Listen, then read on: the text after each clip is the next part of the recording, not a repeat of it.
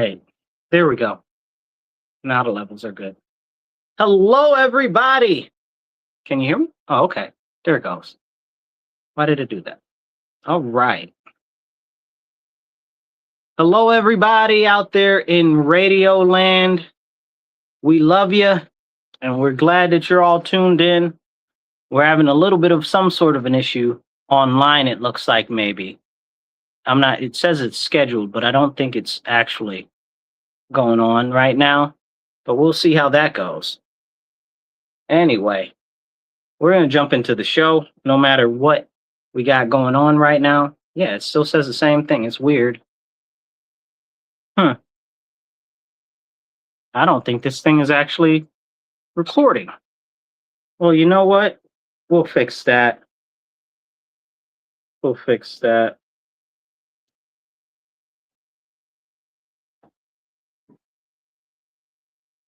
All right, I guess it is live. Okay. I guess it wasn't showing up. All right, thank you guys for tuning in. You're listening to The Divide here in your ear, having the conversations that you need to hear. This is The Divide with Marcus C. Williams, and we are on WRFZ LP 106.3 FM. Thank you guys for tuning in today. We've got a great show for you.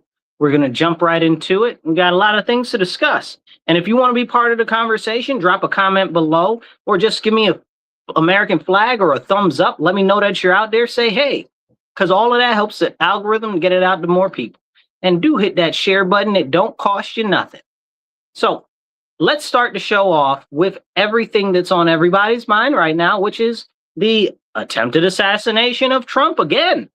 What are we on? 4, 5, 10, 24? I can't even keep count anymore. You know, it's like every week they try to assassinate this man. It's a serious issue. But we see that it's a serious issue because there are these people that continue to promote that he's a vile, evil human being and he should be extinguished and all of this and all of that and just terrible things, right? Terrible, horrible things. And then all of a sudden, everybody's surprised when people make attempts on his life and they're like, oh, he shouldn't do that. Our representative for the House of Representatives, where I live, Joe Morelli, always is dogging Trump, saying, oh, he's this terrible person. He's that terrible person, blah, blah, blah, blah, blah. Trump's this, Trump's that. And I'm like, dude, enough already. How about you just do your job, right? Like, you're our rep in the House of Representatives. How about you address the issues in the House of Representatives instead of playing political party? You actually do something about actual representative legislation. No, that's too much for the Democrats on that side. They don't care. Because they don't care about representation for you. They care about what's going to keep them in power. And that's a terrible travesty. And to be honest, I'd say that for many of the other ones that are on the other side of the thing, too, in the Republican Party. But with the Democrats, we see them trying to lambaste all of the people that are not Democrat, right? Like, if you're a Republican, if you're somebody that cares about your country, oh, no, perish the thought. You can't care about your country. That's not a thing. Forget that. And you'd be like, well, you're American. You're somebody that's supposed to be supporting Americans. How come you think that it's bad for us to care about our country? You know? But, hey, we see it for what it is. And people will say, oh, well, unity this and unity that. How can you have unity with a group of people that want you dead? Explain that to me like I'm 5. How can you want unity with somebody that wants you dead? You know what I'm saying? Like, people will say, oh, well, that's not a real thing. Do you listen to the internet? Do you watch the television? Like, these people honestly want anybody gone that doesn't have their same mentality or concept or believe the same things that they do. I live in New York State, and Governor Kathy Hochul told us to get out. If we're conservative, if we're Republican, we should leave the state. She doesn't want us here. That's what she said out her mouth. You know, Cuomo echoed a similar thing before when he was governor. So what is this? What are we really talking about? You know, it's very clear that they'll paint anybody any type of way if they disagree with them, essentially stripping them of their ability to redress their grievances with their government, which is their First Amendment right? Leave if you don't like what we're doing and if you don't like what we're saying. That's wild. That's wild. And if only it were so simple to leave New York and then go somewhere else when New York is exporting all its crazy up and down the eastern seaboard. They've taken over, they've taken over Virginia. They've taken over much of the Carolinas. This is a serious problem. It's really, really, really crazy. This guy says that it's natural instinct eliminating opposition. Now, this guy is clearly a leftist, okay, that's posted this here. He's clearly far left, and this is what he's saying, right? I agree with him. That's exactly their thought process. He's showing exactly what they're about. They want to completely eliminate and eradicate anybody that does not share their same sensibilities. And here, this gentleman goes right here, not that he's a gentleman, but that he's an individual online that's telling the truth. Because they say these types of things all the time. They want to get rid of you if you will not bow the knee to them. And we see this more and more in everyday conversation with people in the neighborhood, people in the community. They'll blackball you if you say something that they disagree with. They'll try to silence you if you're in a corporation, in a business, and they don't like your political views or whatever. They try to get rid of you or get you fired or whatever, This is happening more and more and more. The ostracization of people with other points of view. And this is sad because this only happens on the Democrat side. This does not happen on the Republican side. Sometimes there's some issues internally, which we'll get to in relation to that inside of the Republicans, because of all of these leftists that have been trying to migrate over to the Republican Party because they want to try to take over and they want to push these ridiculous narratives that aren't even true. They try to sweeten and soften the message to make it more amenable to Democrats, slowly moving the Republican Party more and more to the left. But we'll talk about that in a minute. I want to get back on the topic of the attempted assassination of President Trump. So I've been to the venue many times. That I go probably twice a year there, so I go there all the time. I've been there. I've seen him speak many times. There probably about 4 or 5 times I've seen him speak there, at the same venue. Fun fact, that is the actual hotel that Ronald Reagan was shot at. So that's interesting. Was it Reagan or Nixon? I think it was Reagan, yeah. Anyway, it's not important. So one president was shot there. They tried to kill him there before. Now we got the new president and they tried to kill him. This is sad because we see so much of this happen over and over and over again. Violence against political adversaries and stuff like that, right? Why are you having violence on somebody that you don't like? And then if you look at the guy that did it, allegedly he's a teacher from California.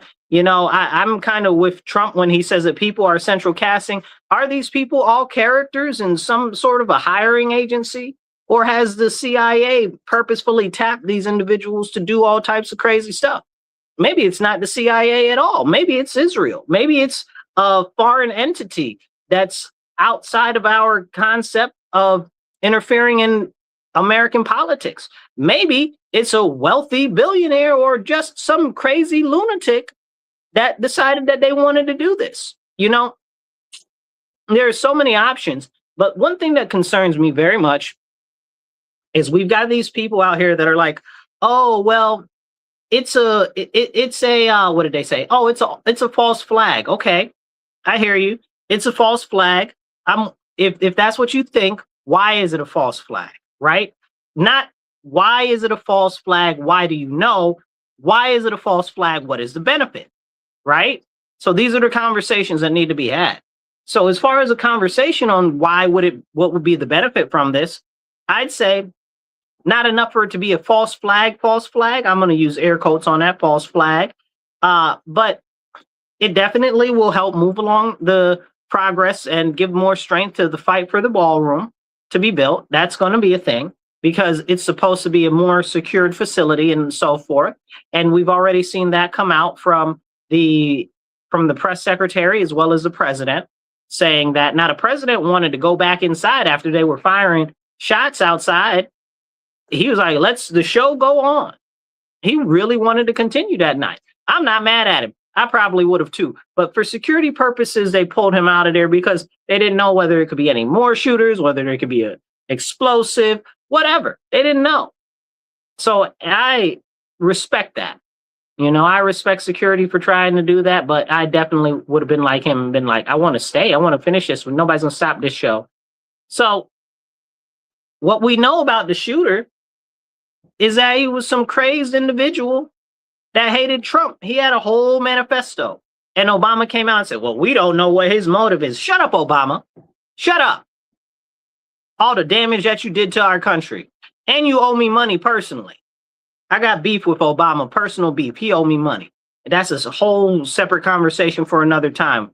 That's based off of the Affordable Health Care Act. If you didn't have insurance, he charged you and stuff like that. Now you're going to charge me for not having your government-sponsored insurance. Sound crazy. He owes me money. I want my money back with Bitcoin interest, okay? Let's be real. But anyway, shut up, Obama. Who are you to say anything on any of these issues when all you've done is push and promote division? Who did you unite? Nobody. You pushed all of our people in our country into more and more boxes, separating more and more people.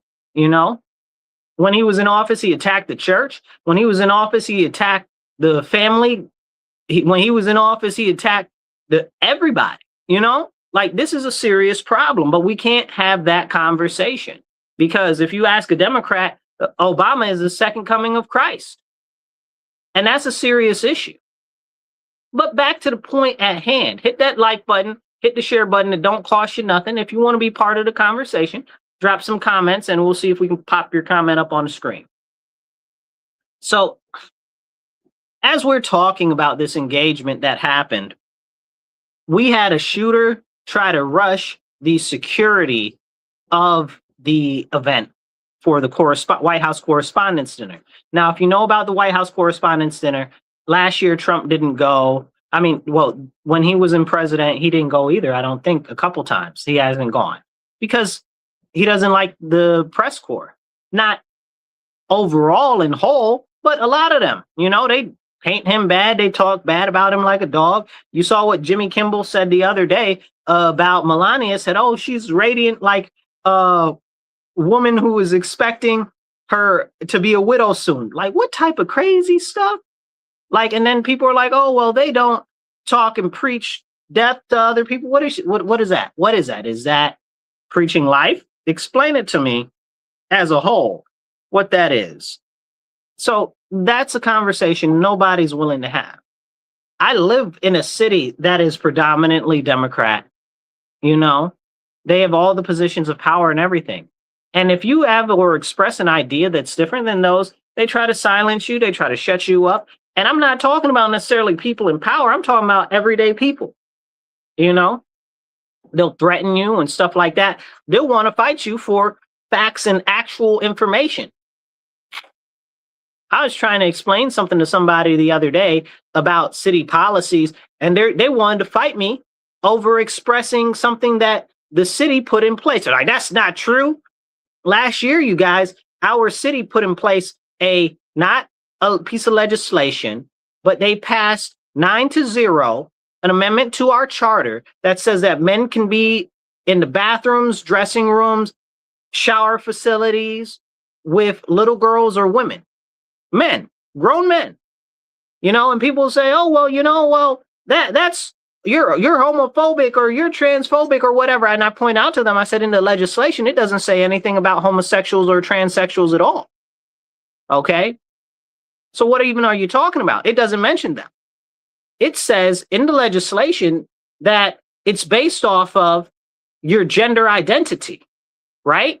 That's not either of those things. It says in there, it's based off your gender identity or, and this is the killer part, or your gender expression, not and. That's the scary part, not gender identity and gender expression, or, right? So you could be a whole 600, 680 pound man, okay? Looking like a water bison going in the bathroom with little girls. You know what I'm saying? This is crazy. But somebody told me, oh, that's not true. That didn't happen. I'm going to fight you, whatever the case is. You're going to fight me over explaining to you a policy that is actually real. This shows you how these people are completely disconnected from reality, and all that they have is violence. These people are vile, they're evil, they're maniacal, and they will work avidly against anybody that expresses any difference of views of the actual reality in the world. And that's a problem. That's a serious, serious issue. So we wonder why they went to go attack President Trump, because this guy and his manifesto, he said, oh, well, President Trump is, President Trump did a 60 Minutes interview yesterday. He did a 60 Minutes interview, and the lady was like, yeah, in his manifesto, it was saying, oh, that Trump is a pedophile and he's a rapist and he's this and he's that in the guy's manifesto. Remember, this is the manifesto that the guy wrote that 60 Minutes is talking about, that Obama said, we don't have a motive. Well, it's very clear that there was a motive. He wrote a whole manifesto in which he also professed anti-Christian beliefs and that he hated Christians and wanted to kill Christians. So that's another problem, because we don't talk about the murders or the attacks on Christians or the continued burning down of Christian churches that are just so matter-of-factly ironic. Like, this is a very, very, very serious thing. But we can't talk about that. Somebody said they're off their meds. I don't think that they're off their meds. I believe that these people are on their meds.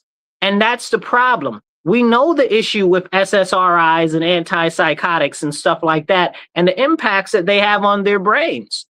You know, we see that the largest amount of people that are taking those type of antipsychotics and SSRIs and stuff like that are liberals, are leftists. They did a whole couple of studies on this, and I want to say it was not the Washington Post, it was the New York Times that actually published an article about those things. Maybe, I don't even know. In the last year, it was within the last year that they published that. And I found that to be very interesting. But it shows how these things impact and influence your thoughts, your physicality in your body, okay, your body physiology, and your ability to reason. It's like how females that are on like these different things for, I guess you call them birth control, if that's what you want to call them, but these different drugs for birth control, that they're more attracted to limp wrist men, weak, soft Sallies. You know what I'm saying? Like, that's what they're attracted to because they're on these drugs.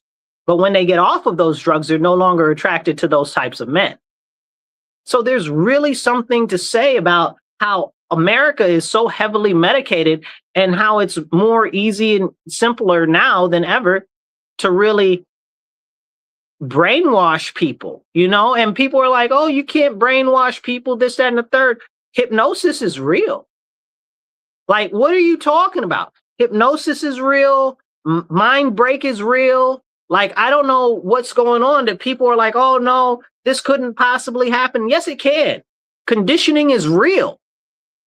You know, like, you hammer people day after day, Republicans bad, Republicans evil, Trump bad, Trump evil. Well, people are going to start believing it.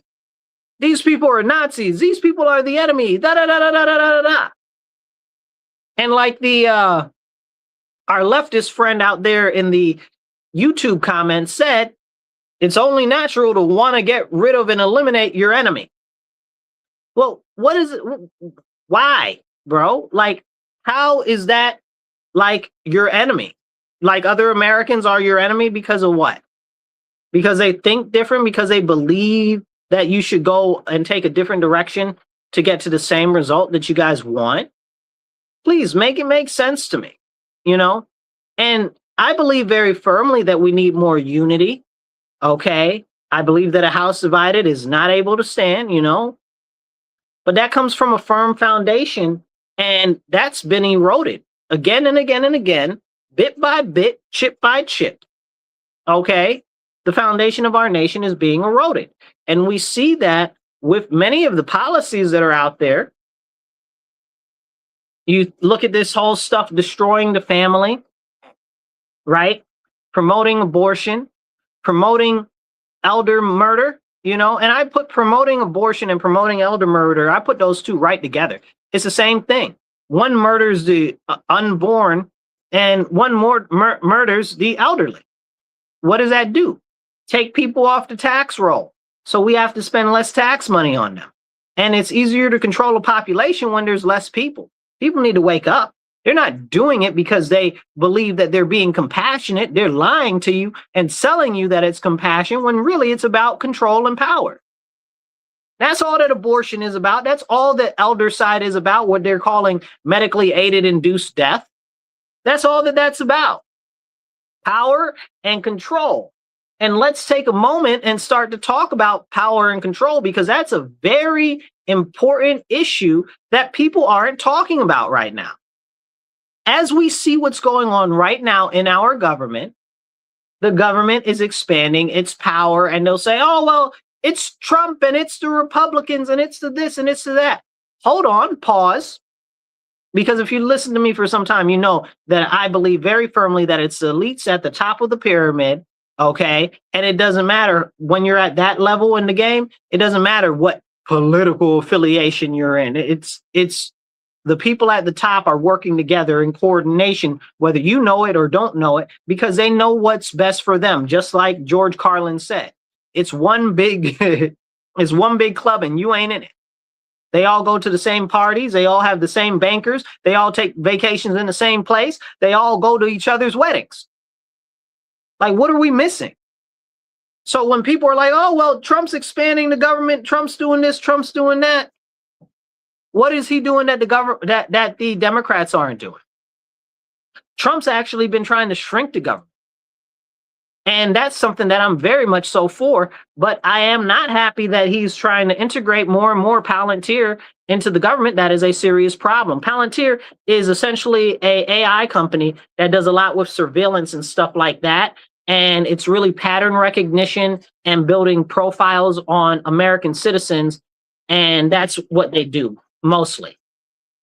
So that's a very, very serious issue, because now they're in like every branch of government and they're trying to connect all the records together and this and that. It's increased government surveillance and it's a serious problem. At some point, maybe we'll talk about that, but I don't think that a lot of people want to. And a lot of people don't even know about it. And others that are told about it can't be bothered. Hit that like button and hit that share. It doesn't cost you nothing. Help get the message out there. We need to be having important conversations, and that's what we're going to keep doing. But we need your help to spread the word. So subscribe, like, let's jump back into it. As we have this conversation about the continuing creep of surveillance, look at all of the cameras and stuff that are being put up across our nation, right? Like, none of you are concerned about that at all. And people are like, oh, well, it's for security. It's for security for who? Who's it for security? Because where these cameras are most prevalent are in places that they don't even lock up criminals. They're trying to put all these cameras here where I live, and I'm pushing back against them doing biometric surveillance. You know, it's hard to fight back against everything all at once when you're one individual, but I'm at least pushing back against the biometric surveillance, limiting their ability to use it in public by proposing legislation to city council. And Lord willing, that gets pushed through very soon because we're very close on that. But here's the deal. When we've got people that are out here saying, oh, well, we need more cameras. Somebody told me this earlier. They said, we need more cameras because there's so much crime. I said, are you missing a couple of screws? Because we don't arrest criminals here. And when we do arrest criminals, they get out the same day. Same day. Like, that's not even a joke. Sometimes within a couple of hours, if you talk to some of the officers, they'll be like, we didn't even arrest them for some of the crimes because they'll be right back out. By the time before we finish the paperwork, they'll be out. That's a problem. And you're telling me you want more surveillance? Who is the surveillance really for? Wake up. In different places across the world, you're starting to see more and more digital containment. Let me express to you what I mean by digital containment. It's this concept of 15-minute cities. Go look that up. Okay. And essentially what it is that you're not able to go in and out of a certain radius about 15 minutes from where you live. And that's what they're pushing for. That's why you see all of these traffic calming measures. That's why you see all of these things like, oh, well, we're just trying to shrink the lanes so there can be bike lanes, or, oh, we're just trying to stop traffic accidents because people die from traffic accidents. How many? How many a year die that cause you to do this, that is destroying not just our actual mobility, but ripping to shreds our transportation infrastructure, which is what supports our economy? So how many? Explain it to me like I'm 5, because there's a giant, massive trade-off for you saying that you're going to save one life. And then they'll say, oh, well, you cannot put a price on a life. Every life is precious. Really? Because y'all out here propagating, killing, and murdering babies make it make sense to me. You're out here propagating, murdering the elders, make it make sense to me. So this is the conversation that we need to have. You're telling me that you're doing this because you think that life is precious. You're a liar. You're a whole bold-faced liar. Don't play in my face. This is about control. And if you've ever seen those stupid, what do you call them, turnabouts, roundabouts, okay, or the stupid medians that they're putting in the streets and stuff like that, or how they're taking where it's 4 lanes and shrinking it down to 2 lanes and stuff like that, or these ridiculous bike lanes that nobody uses, especially the sheltered bike lanes, make it make sense. Why are they doing this, and why are they selling it to you like it's a necessary thing and like it's a good thing? Real quick, you are listening to The Divide on WRFZ-LP 106.3 FM, Rochester Free Radio. This is The Divide with Marcus C. Williams. We appreciate you tuning in. If you're listening on the radio, make sure you tell all your friends, families, and your enemies.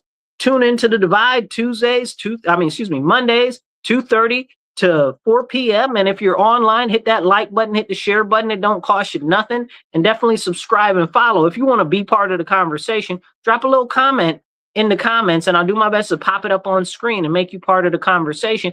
And if not, just put an American flag or a, hey, I'm watching, or I appreciate you and your content. That helps the algorithm too. Let's get back to it. So as we have these conversations about what's going on with the continued creep of surveillance, we have to look at what's happening in other places like England, right? Let's take London, for example. They have ULUTs, right? Ultra low emission zones. That's what they call them. It's essentially the same thing that they've implemented here in the US, except the US calls it something different. They call it congestion pricing, right? So this is a common thing that they're pushing all across the world as they promote a tighter noose around your neck. This is why we got to wake up. If you look at England, England is the most surveilled city in the world. In the world. Okay, they got more cameras than they got people. That's a crazy fact. Okay, but the crime is so high, right? So clearly it's not about the cameras to help people. So that's another conversation. But they've got these ultra low emission zones where essentially if you don't live in these upper crust, lottie-dottie, hoity-toity neighborhoods, that you can't travel down there without paying them a tax to go into the hoity-toity neighborhoods in high society. Make it make sense. That's the same thing that they did in New York City, where they call it congestion pricing. Oh, you can't go into the Upper East End without having to, and it's not the Upper East End, right? Like I think it's Midtown. I forget exactly where the dimensions are, but it's where the more so wealthy people live, right? And who does that put a cost burden on? It puts a cost burden on the people that are traveling there for work, that need to travel and drop off goods and stuff like that. But people don't care. Nobody cares about that.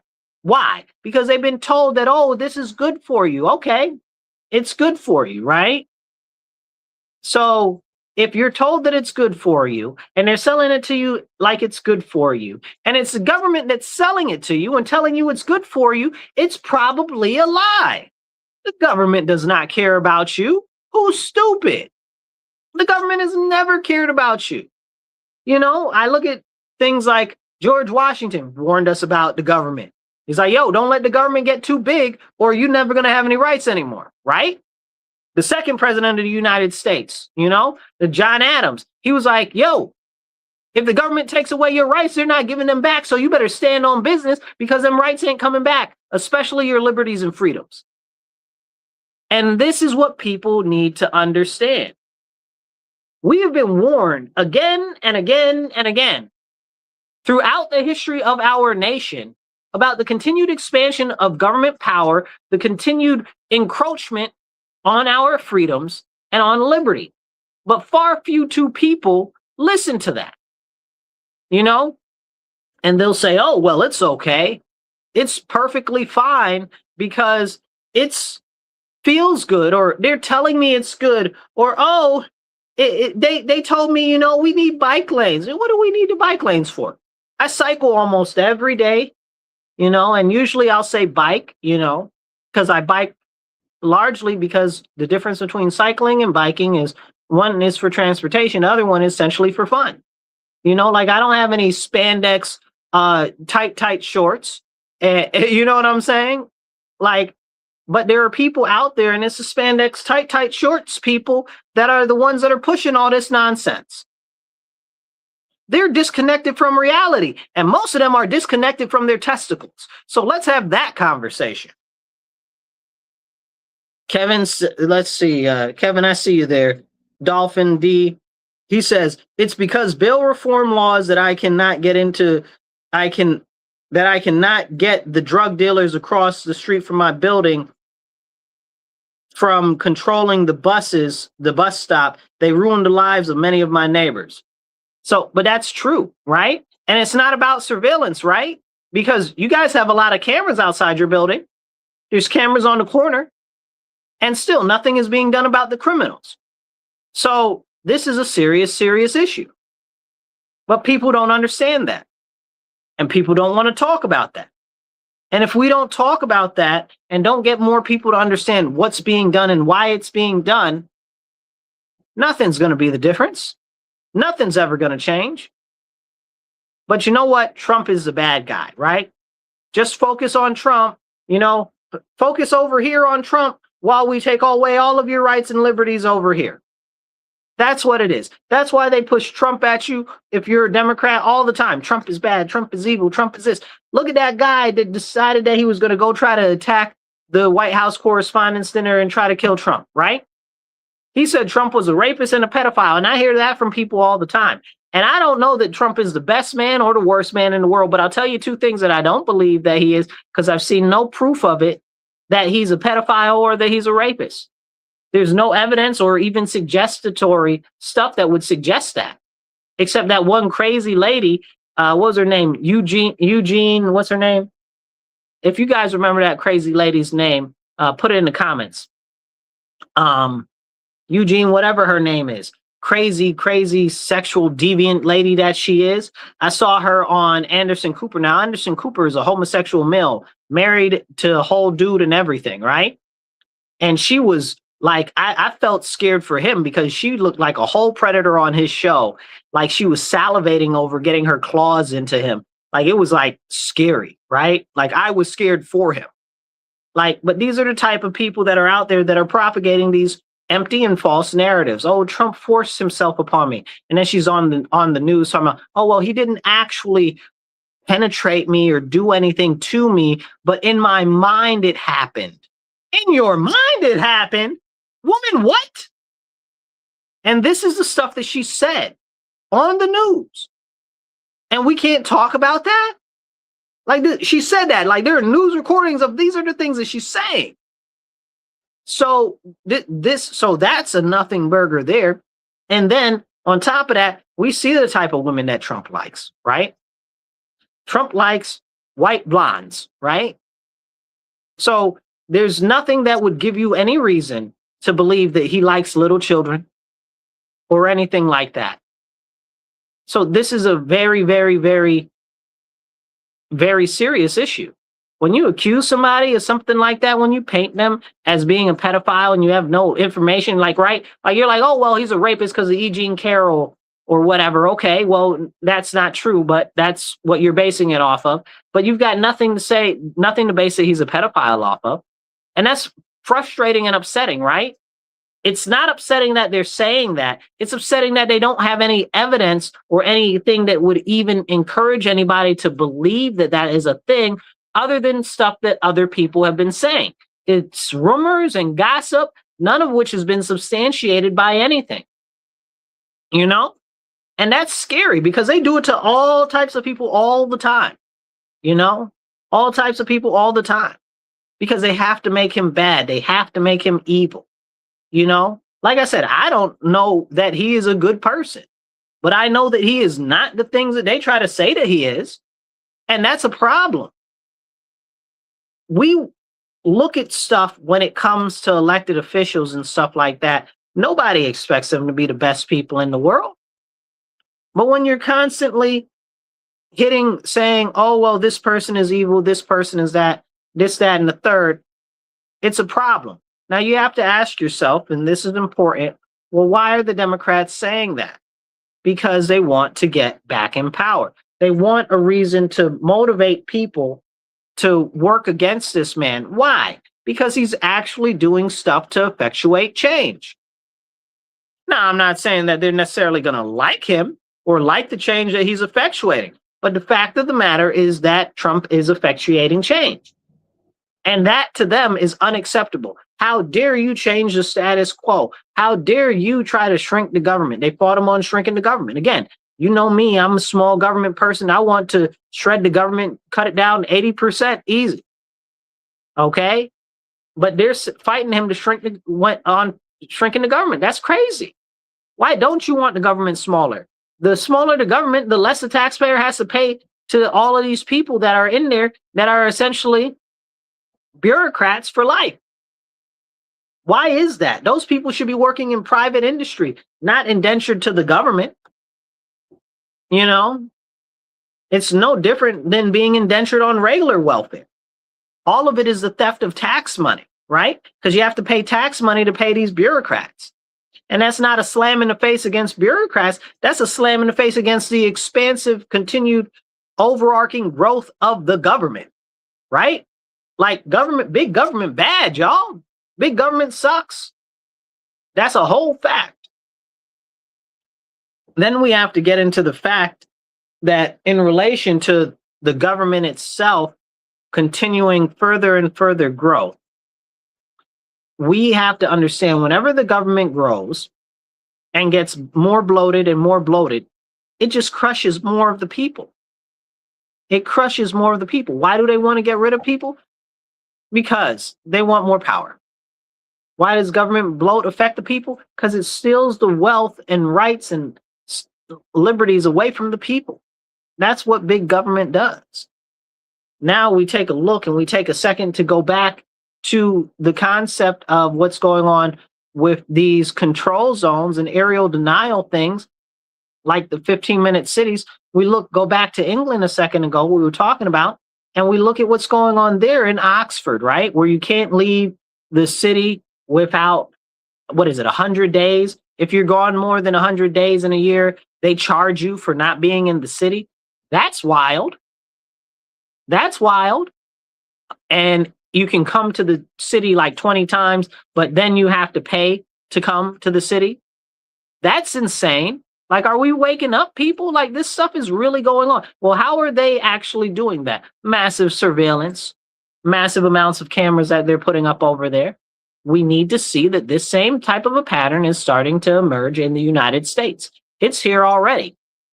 These flock cameras, these massive different cameras that are being pushed by the so-called police agencies, for your safety, right? It's not for your safety. It's for better government control. There is a piece of legislation, and this started during COVID, and I believe it was reaffirmed a couple of days ago in Congress. And the legislation said that there had to be automatic shutoffs in everybody's car by 2027. But more than that, the automatic shutoffs had to be able to test to see if you were drunk or not. How many car accidents are there that people are drunk drivers in the country to warrant 320 million people to have their cars surveilled and locked down by the government? Make sense to me.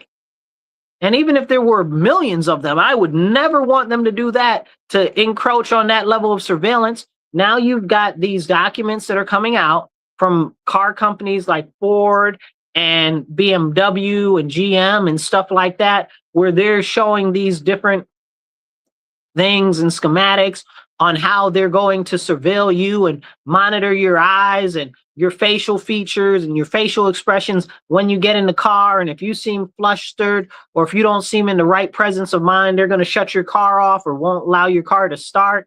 All of this, all of that. Well, what if you're in trouble? What if somebody else is in trouble? What if something's happened?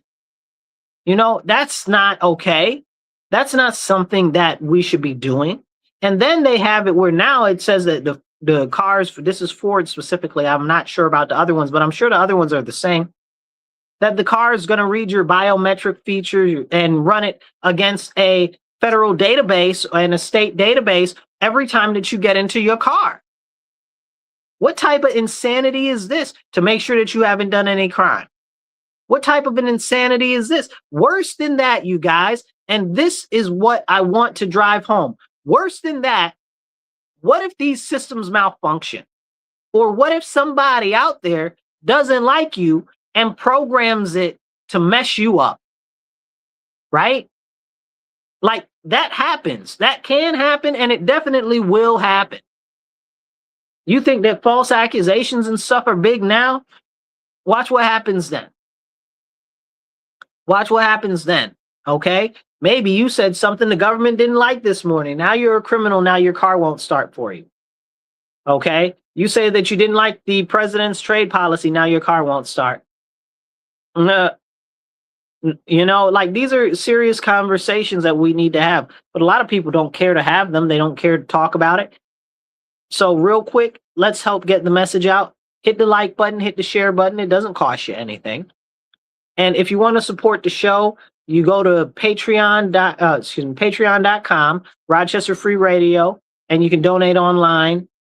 Let me see. Do we have the flyer for the upcoming event? We have, what is this? Oh, you can also donate online at rochesterfreeradio.com now as well. So you can do that too. We have an event coming up. I don't have the details in front of me. I thought we had them here somewhere, but I guess we don't. Is that it? Let me see. Hold tight. Yeah, I don't know where they are. I guess not. But anyway, and if you want to support our online stuff that we're doing, either side right here or right down below, you can see how to do that there. But in the meantime, hit that like and share button. Now, let's jump back into it. You explain to me how it's good for the government to increase surveillance when they're talking about auto shutting off your car. You explain to me how it's good for the government to increase surveillance when they're talking about they're going to start limiting your ability to travel outside of your neighborhoods and your communities. You explain to me how it's good for the government to have more surveillance when they're talking about issuing carbon taxes and stuff like that to charge you based on the clothes you wear, how much food you eat, where you go, how much you travel, and all of that. When only the rich people will be able to afford additional carbon credits. And we've seen this already in industry where the government will issue these weird carbon credits that are like tax breaks and stuff to different companies. And then other companies that are not so environmentally friendly, allegedly, that's its whole own conversation. They'll buy those carbon credits from the other companies. You can't afford carbon credits. You're not going to be able to buy them.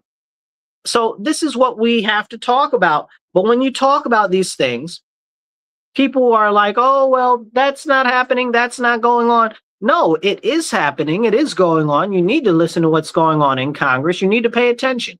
All of this, Donald Trump is bad. Donald Trump is evil. All of that's a distraction. All of that's a distraction.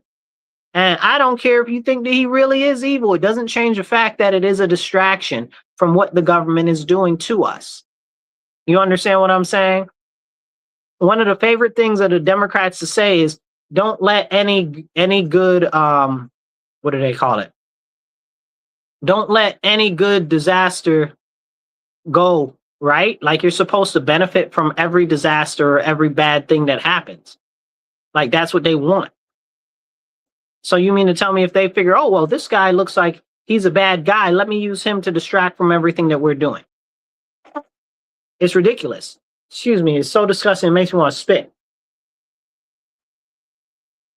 So as we have this conversation, we have to look at certain things. Like right now, last week, we just found out that the Southern Poverty Law Center was funding the KKK, right?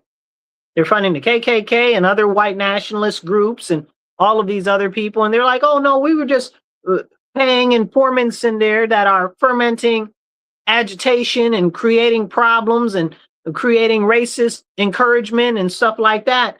That's all. What do you mean that's all? That doesn't sound very good to me at all. That sounds terrible. That sounds wicked and evil.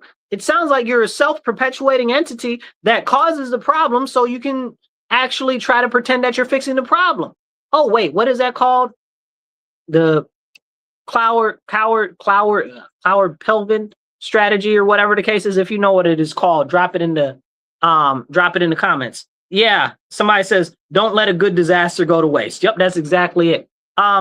Somebody put the strategy that I'm talking about in the comments too. It's like cloven, pivin, something. It's slipping my mind. But anyway, essentially, they're creating the problem, and then they're trying to sell you the solution. Like, what type of level of evil is that? What type of evil is that? It's real, real evil, right? And this is the Southern Poverty Law Center, right? So who are these people that are telling you, oh, well, racism is bad, racism is this, racism is that, right? No, you guys are definitely and desperately trying to keep racism on life support and pushing it. It didn't used to be this way before Obama got in office, and that's a whole separate conversation. But, you know, racism essentially had been dead, and they had to resurrect it, you know? It's crazy. Racism had like one breath left, and they were like, no, so we've got to hook it up to the ventilator. Don't let it die. But if it's your elderly or your babies, they'll kill them. So make it make sense. But this is what's happening and what we're seeing right now. That's the Southern Poverty Law Center. But what about other groups? What about the ADL, right? The ADL does stuff like that all the time. Can we talk about them? No, because the Anti-Defamation League is tied too much to one group of individuals, which you can't name that group of individuals, because if you name that group of individuals, then you're a bad person and they'll label you. Make it make sense, right? Or if you talk about the, what do you call it? The Act Blue, why is nobody in prison over that, right? Like, if you guys aren't familiar with what happened with Act Blue, come to find out that Act Blue have been making all of these fake donations to these Democrat campaigns from people that never actually donated. James O'Keefe went out and investigated that whole situation, and nothing ever got done. Nobody ever went to prison, and they found millions and millions of dollars, tens of millions of dollars. Now, this is just investigative journalism, right? So imagine if they were the FBI or the DOJ and they actually investigated this. Where is the investigation into that, Kash Patel? Where is the investigation into that? Whoever the new deputy AG is now that is taking over for Pam Bondi. But it's the same thing, right? Where is the action on this? Democrats do terrible stuff. Nobody goes to jail. And Republicans pitch a fit. But nothing is ever done. When will something be done? So you've got the Act Blue situation. Nobody did anything about that. We've got Open Society Project, okay, which is George Soros, which we all know. Not only is it is he a foreigner who's interfering in our elections, which we know. Like, that's not even a question, right? Like, that's not even, everybody on both sides accepts it as being a fact. Now his son Alex is all up in and down through it. Okay, but that's a fact. We know that. Why is nothing being done about Open Society? Explain it to me like I'm 5. Now all of a sudden they got the SPLC, and now, oh well, this is an issue, and that is an issue. It's frustrating. It's frustrating. It's very, very frustrating because we see this stuff happen and nothing is being done. Nothing is being done. And every day it's like, oh, new crazy stuff happens. New stuff is going on. New problems are created so that they can try to solve them. It's called cloudward pivot. That's what it is. Cloudward pivot strategy. So you got to go look that up. Okay. So, but every single day this stuff is going on and nobody says anything. Nobody does anything. What about the media matters, right? Media matters. Go look that whole thing up, right? What about all the shifty money that was going through that and the shady groups that they were influencing and how they were moving stuff with the election and stuff like that? Again, information that we have that we know happened that nothing is being done about. I don't know, you guys. It's like, it's so frustrating and upsetting. You might be like, well, Marcus, well, what can I even do? Why should I even stand up? Why should I even push back? Here's where you can do something. On your local level is where you can make a difference. Because while we might want stuff to change on the federal level, I think that there's a very strong concept that we need more people. We need more people to act. You know, there's a saying, I don't believe you, you need more people. And that's exactly where we are. And it's frustrating because if not enough people stand up, nothing will ever happen. And it's frustrating. And I believe, I don't know where that saying comes from, but it's definitely was in a Jay-Z song. I don't believe you, you need more people. You know, that was in the Takeover on the Blueprint. I think that was the first album, right? Yeah, the Blueprint. But I gotta go listen to that. I haven't listened to that in a while. But you know, this is the problem that we're facing right now. Not enough people that are sound of mind and sound of body are willing to stand up to the government because either A, they don't care, or B, they don't have the time or have some excuse that they don't have the time to even do the littlest. And this is why I encourage you all the time. Get active locally. Go to a school board meeting. Maybe go to a city council or town council meeting. Maybe you go to a county ledge meeting. You know, whatever you can do to actually work to start to listen to what's going on. Maybe you go to a planning board meeting. Maybe it's fire district, whatever. But you have to get active. Nobody is going to do it but you. So you got to stand. And where we can make the difference is locally. And when we start to get more people active, get more people involved, then we can start to engage the federal government on different issues and things like that. What are one of the biggest things that really push elections and stuff like that? Money, funds, again. And if we don't have the organizations like Media Matters or the SPLC or Act Blue or what's the other one I was talking about, Open Society Project, if we don't have as the Republicans, we don't have all of these shady organizations that are funding all of these campaigns for our people, it's got to be up to us. We need to start making more organizations so that we can actually push our own agendas through the same way that the left have an organization for everything. They got to save the tree frogs agenda. They got to make beets only come from Colorado agenda. They got to make trans youths have colorful umbrellas agenda. They got groups for everything. Everything. We don't got no groups. We got no groups. What groups we got? Start naming them. How many can you name? 2, 3? They got 50 million. We got maybe TPUSA, right? That's it. That's it. What else we got? The John Birch Society. Shout out to the John Birch Society. We got the John Birch Society. What else do we got? You know what I'm saying? Like, we've got very few comparatively. And that's a very, very important point to make. So that's why I always encourage everybody locally is where you can make a difference. Start finding your people, the people that are like-minded individuals, and start getting active. Start taking action. Nobody's coming to save us. And that's for real. So hit that like button, hit the share button. It don't cost you nothing. drop some comments, even if it's just a wave or a American flag in the comments, because all of that helps. Hit subscribe and hit follow. So as we continue to have this conversation about these very, very important issues, we need to be talking about getting active and getting mobilized, because we look at these people that are running in these different offices, and I'm speaking specifically in relation to conservatives and Republicans right now.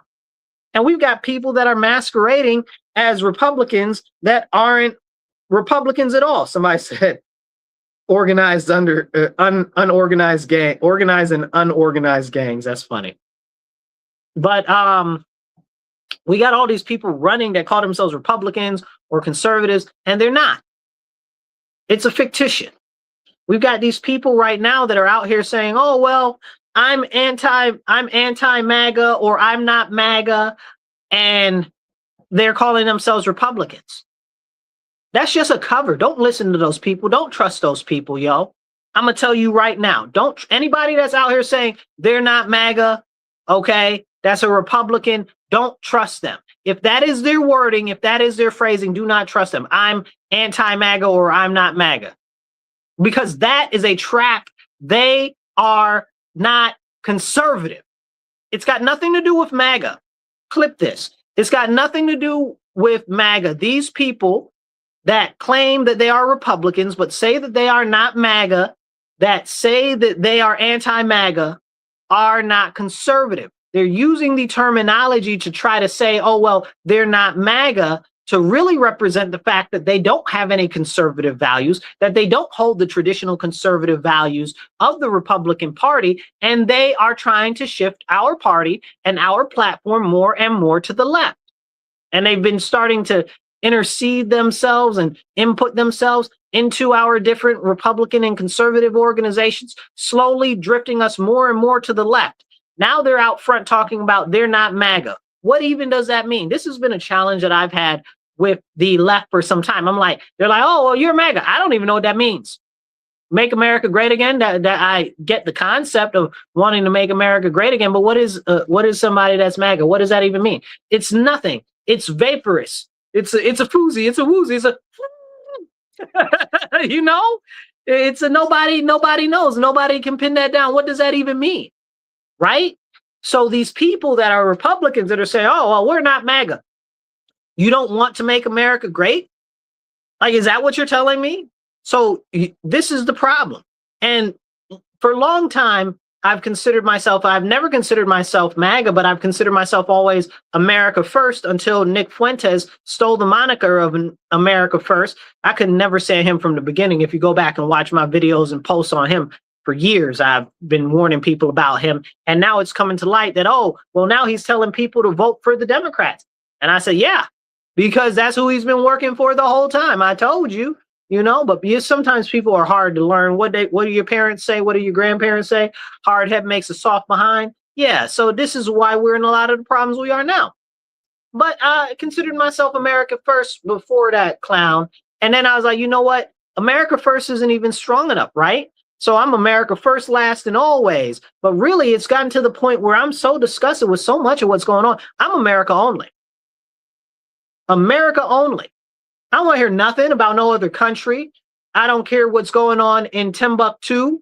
I don't care that Leoso is falling into the ocean. They're not. Okay, they're not. They're a mountain kingdom in the middle of a landlocked country. It's not happening. But I'm just giving that as an example. But I don't care. Cambodia fell off the map tomorrow, I wouldn't notice.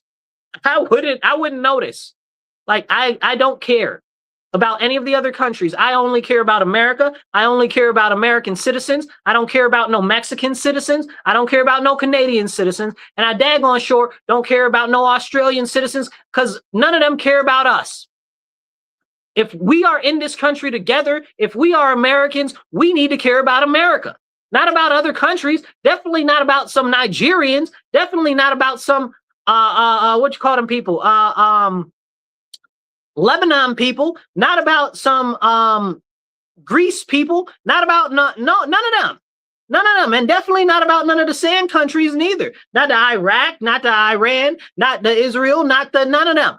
None of them. Not one of them. It don't got nothing to do with the United States.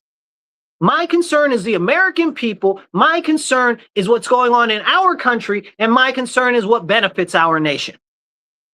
You know who's really got it down like that? Israel. You know, people give Israel a lot of flack, but I'll tell you one good thing about them is that they care about their own special and personal interests. Unlike America, which it seems like so many Americans here, which I'd like to drop off, strip them of their citizenship and give it to one of these foreigners that would want their citizenship, that really is proud to be in America and stuff like that, because these other clowns hate America so much they want to move, let them move, you know? So Israel does for Israel.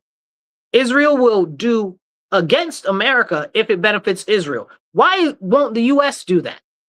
Why won't the U.S. only look out for itself? Why do we have people in our Congress like Ilhan Omar that's like, oh, I'm working for the Somalian people in Somalia? Fool, you are an American House of Representatives person. You are an American Congress person. And you talking about you serving the Somalian? Man, send her out. Immediately. That's treason. Gone. Her, what's her name? Her homegirl, what's her name? I can see her face. Rashida Tlaib, okay, who calls herself Palestinian, don't got nothing to do with Palestine. That's a whole nother conversation. Fake behind faker, okay? Self-enricher, okay? Anyway, that's a long, I don't even want to go on her like I really want to. That's for another episode. But her too. Oh, she's focusing on these people, not on the American citizens. Fool, what do you mean?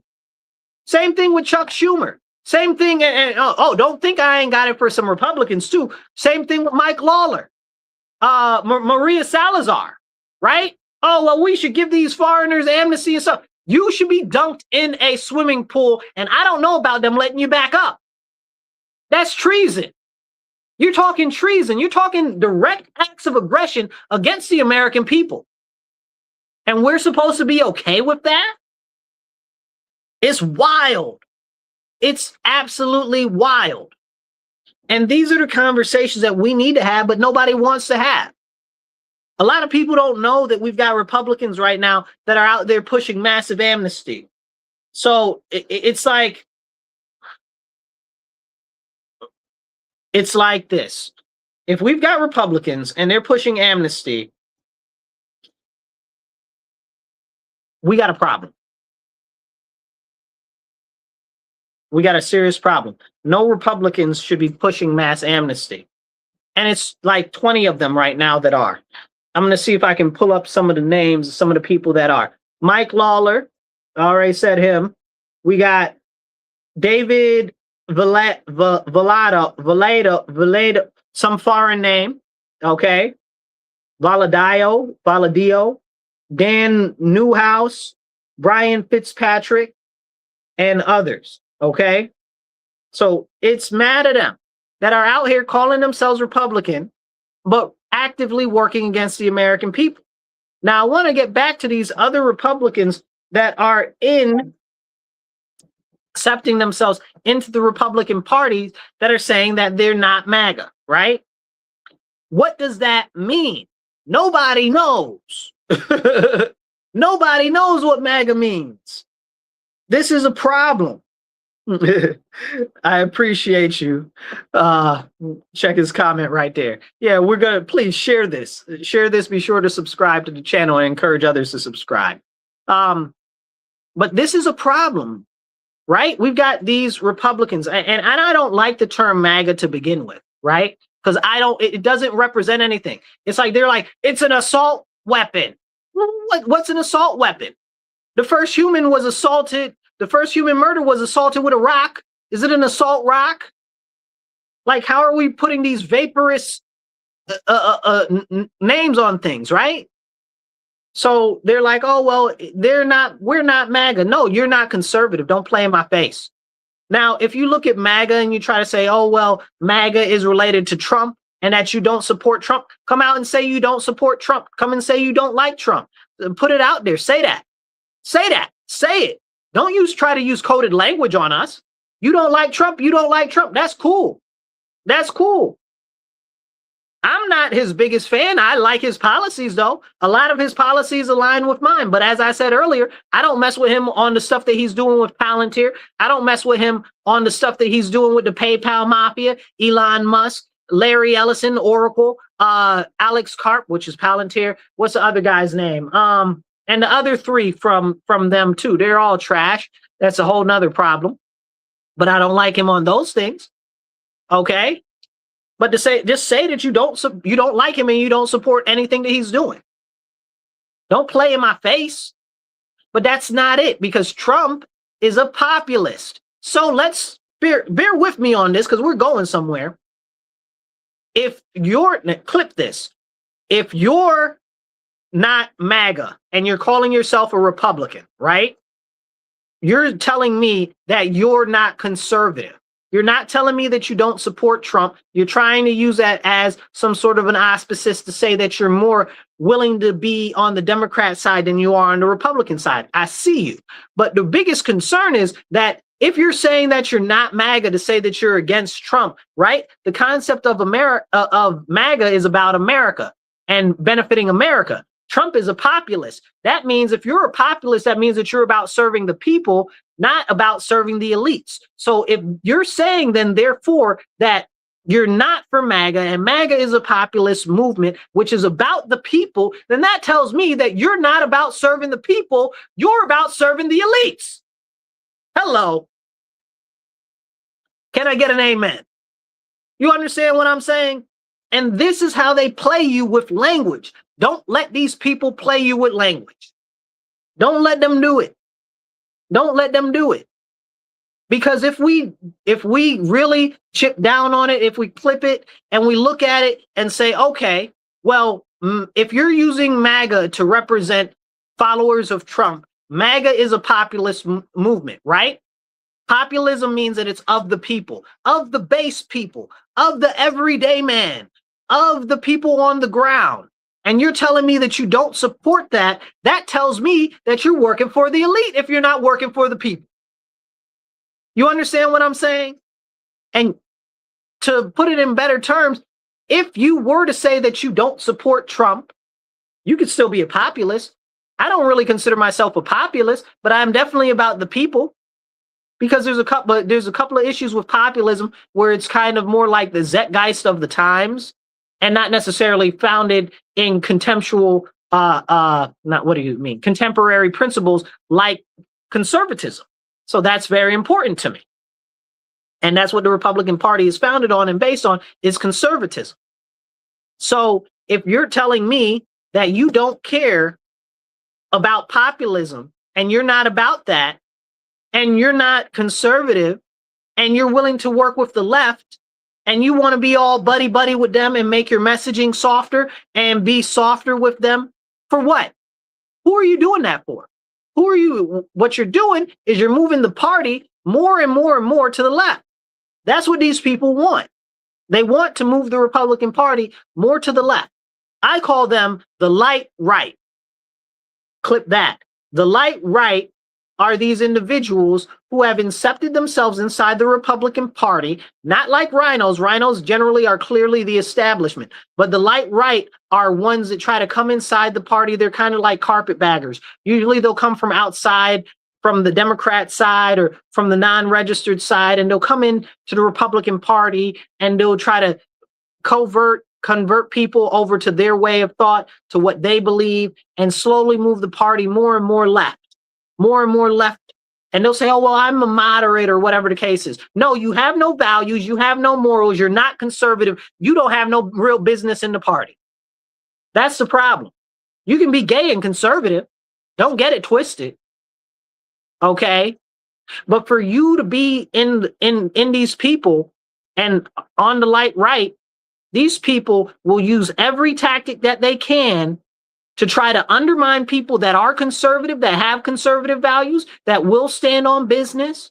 They try to undermine anything that'll try to pull together the Republicans to stand on business, because they don't want you to stand on business. They want philosophies and principles that are more amenable to the Democrats. We don't want that. The Democrats have gone so far left because exactly like what we're seeing with the light right inside the Republicans now happened with the communists and the socialists on the left.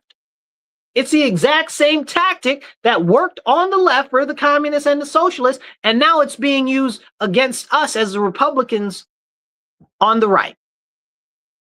You understand what I'm saying?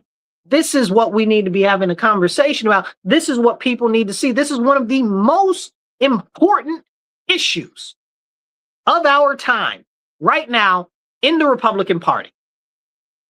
That's why we can't get anything done. Because we've got people inside our local committees, inside our state committees. Like I just said, Mike Lawler, who is House of Congressman in our state right here, is talking about amnesty for illegal aliens. My town is filled with illegal aliens. We're spending so much money on them. It's ridiculous. The county won't even release the documents on how much money we're spending on them. That's the problem. Then the school district has to set up special programs and bring in special people paying all this extra money for these people that don't speak no kind of English. And guess what? You'd say, oh, well, they speak Spanish. It ain't even Spanish. They speak, I think they said there's something like 30 new languages in our school district that have never been in the school district before. Explain it to me like I'm 5, y'all. Like, this is real serious, and we need to have these conversations, but nobody wants to talk about them. Nobody's willing to talk about them, but we got to talk about them, because if not us, who's going to talk about it? Take 2 seconds, hit the like button, hit the share button. We got to get this message out there. If you're not subscribed, hit follow and subscribe. If you want to support the station, please go to rochesterfreeradio.com. You can donate right on there to the radio station. You can also do Patreon, Rochester Free Radio on Patreon. And if you want to support us online, you can go either way, this way or down below, depending on your orientation of your screen. This is important. We have so much stuff that needs to be addressed that is not being addressed because we are being sabotaged as conservatives in our own party. In our own party. Even for the things that they'd say, oh, well, you know, it should be something that's a no-brainer. Shrink the government? Absolutely. Shouldn't be any Republican that's against that. That's one of our big principles and always has been, small government, right? Individual liberties and freedoms. No, these people out here, who do you think helped pass that law for your cars to be able to shut off automatically? Okay, who do you think's passed these laws so that your car biometric scans you? Okay, it's not just the Democrats. There are Republicans in on this nonsense too. There are Republicans in on this nonsense too. Let me give you a rundown of some of these other ones that are so-called Republicans that are supporting the amnesty. You got Mike Kelly, Pennsylvania, Young Kim, California. I'm so disappointed with Young. I'm so disappointed with Young. That's a whole separate conversation. See, but that's also why I think we shouldn't let any of the Chinese in here at all. That's a whole nother situation. Okay, because China's working to take over all of California. Do you know that they got one of the people that's ahead of the Board of Elections out there that don't even speak no English? All she speaks is Chinese, and she's not even an American citizen. Make that make sense. Go look that up. Go look it up. Don't believe me because I'm saying it. Believe me because I'm going out my way to tell you. Okay, go look it up. We got Marlon Stansman. There's a name. We got Mario Diaz Ballart. Okay, we've got Lori Chavez de Reamer. Okay, we've got who else we got? Nick LaLota. I didn't know Nick LaLota was supporting this. Nick, what's up, bro? What's up? What you doing? Nick's part of New York State. He's one of our congressmen, not mine in this district, but downstate. Okay, we've got Neil Dunn, and we've got Jennifer Gonzalez Colon. Okay, half of these people are foreigners. A couple of them have what you call them, dual citizenship in other countries, which we can't name. Okay, and then we've got these other people. Why? Why are you working for amnesty that's only going to hurt Americans? Why are you working for that? We look at Arizona. Go look this up because you can't even make this stuff up. So many people were deported from Arizona, even though they've got that crazy Democrat lady that was the what was it, the Secretary of State? Okay, that crazy lady, she's a problem. But even though they got her, they deported so many people from Arizona that the rent prices have come down. Go look, like you can't make this stuff up. They're down in Glendale, I think it's 15% in Glendale. Like in Phoenix, it's down like 8%. Okay. And somebody was like, yeah, it's like in Phoenix right now, they've got a 2-story townhouse. Okay. 2-bedroom, 2-story townhouse, $1,100. I said, man, that's not that bad. That's, that's a little bit pricey, but that's not that bad, especially not in Phoenix. So this is what's happening. But these people want these illegal aliens to stay here. That is a very, very serious problem. Somebody says sabotaged across the board. That's exactly what it is. That's exactly what it is. We are being internally sabotaged. That's why we got to keep these people out of the party. People are like, oh, well, you shouldn't gatekeep. Absolutely, you should. Somebody's got to gatekeep, because if you don't keep the gate, all of the evil is going to come inside. Who's stupid? Who's stupid? You understand what I'm saying? Oh, no, people shouldn't be gatekeeping. Does the White House have a gate? Or is there security people out there? You understand? Does the governor's mansion in New York have a gate? Is there security people out there? Do fortresses have a gate? Is there security people out there? What do you mean don't gatekeep? You shouldn't be letting people in that ain't got no business being in. That's the problem. We've got these people in this mindset. Oh, well, the Republican Party isn't growing the way that we want to, so we should widen our base and be more accepting of everybody and just be like, come in, come in, come in, come in. No, you shouldn't. No, you shouldn't. Stop playing with me. You letting all these people in, and then they're eroding our values, they're eroding our principles, and then you wonder what the heck is going on, why we can't get done what we need to get done, why people that are good candidates, that are real, true conservative candidates built on the rock of conservatism, which is what the whole Republican Party is based off of, okay, are fighting in primaries against these people that are either self-serving or serving the elite. Make it make sense. Texas was a good example of that. The district, I forget the district. It's Ken Paxton and what's his name? Corbin, whatever his name is right now. Corbin was another one talking about mass amnesty. Okay. Wesley Hunt was in that race, but he got knocked out. Shout out to Wesley. I love you, brother. Okay. But Wesley would have been a much better candidate. He's extremely pro-America. Okay. He's very America only, very much so cares about the people, but he got pushed out because of Corbin and the rest of these nincompoops, okay, that are serving these other people. Corbin is a traditional rhino, not necessarily somebody that's the light right, but it makes a good example. We can look at Virginia with what's her name? Katie Barr, okay, who's a Democrat, who's running as a Republican, talking about, oh, I'm a Democrat, I'm just running as a Republican so I can get people to vote for me, so I can get out of the primary, and this, that, and the third. And she's saying this openly. Or the lady in, North Carolina that has the niqab, right? Like she took her picture for her thing in a niqab. Like that's not a hijab, that's a niqab. Like the whole face is covered and everything. Like who even are you, bro? Like what? So this is the problem. And we need to be paying attention because we're too, oh, well, we should be nicer and let everybody in type of stuff. No, we shouldn't. We should be standing on business. That way, people that are in the growing conservative movement, because the conservative movement in America right now is the biggest thing happening in politics, right? The conservative movement. Why? Because the conservative movement is a philosophy that, while it is tied to the Republican Party, is its own philosophy. And this is why the Republicans need to actually stand on principles and values. I want to take a jump back and I want to talk about that guy that went to go try to assassinate Trump over the weekend. They said, oh, well, he had been to some different No Kings rallies and stuff like that. But he was a member of the Wide Awakes, which is a group that's on the left or whatever. No, hold on. Pump your brakes. No, the Wide Awakes are not a leftist group. That, again, shows you the Democrats and the left co-opting what was traditionally Republican for their messaging. The Wide Awakes were a conservative Republican group that helped get Abraham Lincoln elected and were very active in New York City and along the Eastern Seaboard. Go look it up. Okay, this is them co-opting it again. It's the same thing that happened with progressive. Do you know that the Progressive Party is actually Republican? The Progressive Party was actually Republican. They were ultra conservative.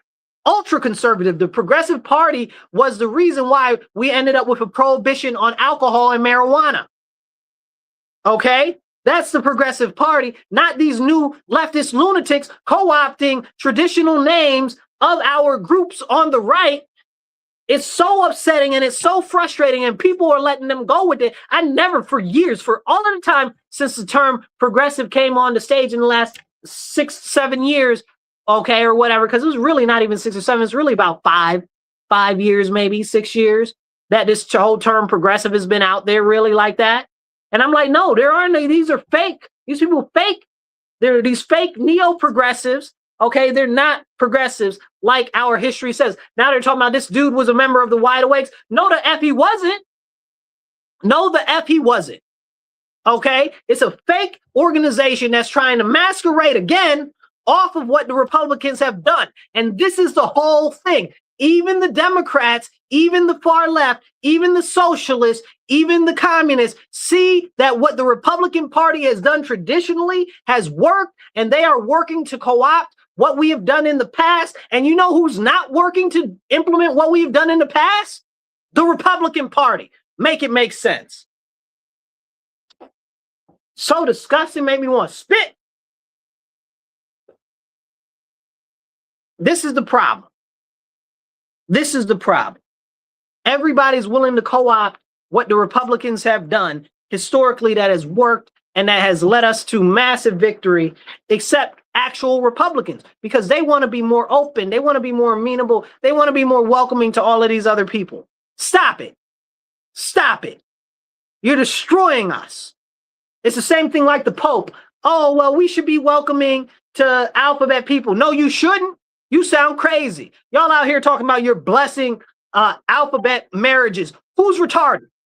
Must be you, because that goes against scripture. That goes against church tradition, and that goes against the church fathers.